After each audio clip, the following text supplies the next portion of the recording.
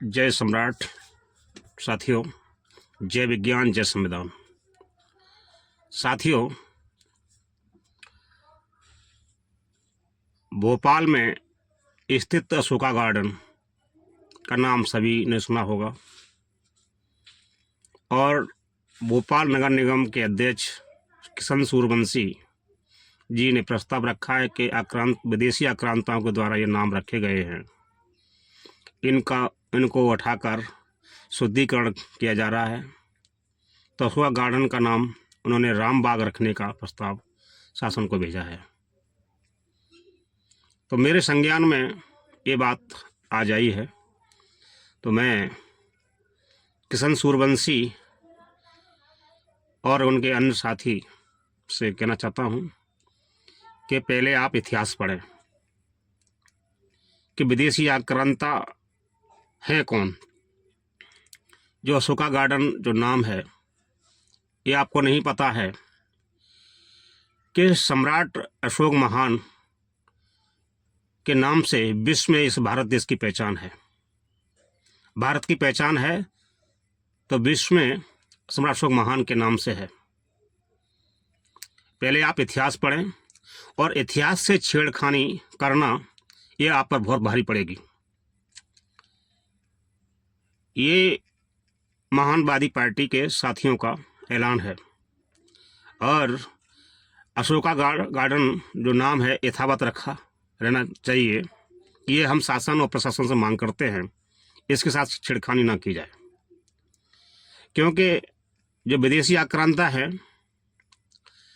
पहले उनको पढ़ने की हमें इतिहास को पढ़ने की और समझने की ज़रूरत है। विदेशी आक्रांता क्या सम्राट अशोक महान थे, जिनका नाम से अशोका गार्डन नाम पड़ा है? आप साबित क्या करना चाहते हैं?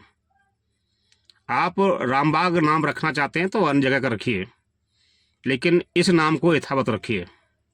ये मेरी शासन और प्रशासन से अपील भी है और निवेदन भी है। इतिहास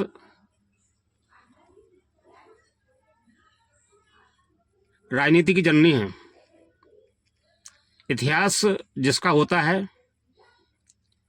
और इतिहास से ही प्रेरणा मिलती है, आने वाली पीढ़ियों का भविष्य बनता है, आने वाली पीढ़ियाँ भविष्य वहाँ से लेती हैं। आप बहुजन समाज से उनका अतीत छीनना चाहते हैं, ये अब कदापि बर्दाश्त नहीं होगा।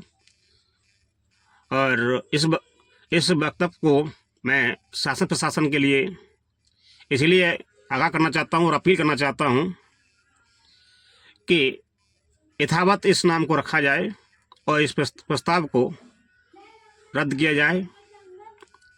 हम सम्राट अशोक महान ही नहीं, पूरे विश्व में तथागत गौतम बुद्ध और अशोक के नाम की लहर और डंका बजता है। आज देश और प्रदेश के हमारे माननीय प्रधानमंत्री और प्रदेश के मुख्यमंत्री जब विदेश में जाते हैं तो सबसे पहले जो राम नाम की आज यहाँ जाप करते हैं उसकी माला ही छोड़ देते हैं, और विदेश जाते हैं तो महामानव भगवान गौतम बुद्ध की तस्वीर को चांद पर रख कर जाते हैं, सिर पर रख कर जाते हैं और कहते हैं कि हम बुद्ध देश से आए हैं। तो विदेश में उनका सम्मान होता है।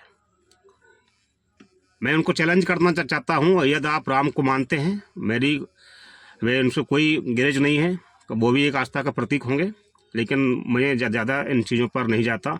और जिस चीज़ का जो चीज़ और जो व्यक्तित्व में हुआ है उसका इतिहास होता है। इतिहास में इसका कोई उल्लेख नहीं मिलता। सिर्फ आपको इतिहास एक ढपोल और काल्पनिक ग्रंथों में ही मिलता है, और इतिहास में इनका कोई वर्णन नहीं है। इसे पुरातत्व विभाग ने भी माना है। तो मैं इन चीज़ों को इसमें कोई शब्द नहीं करना चाहता, लेकिन जिनका इतिहास है उस इतिहास से छिड़कानी न की जाए और इसको पुनः यथावत नाम रखा जाए।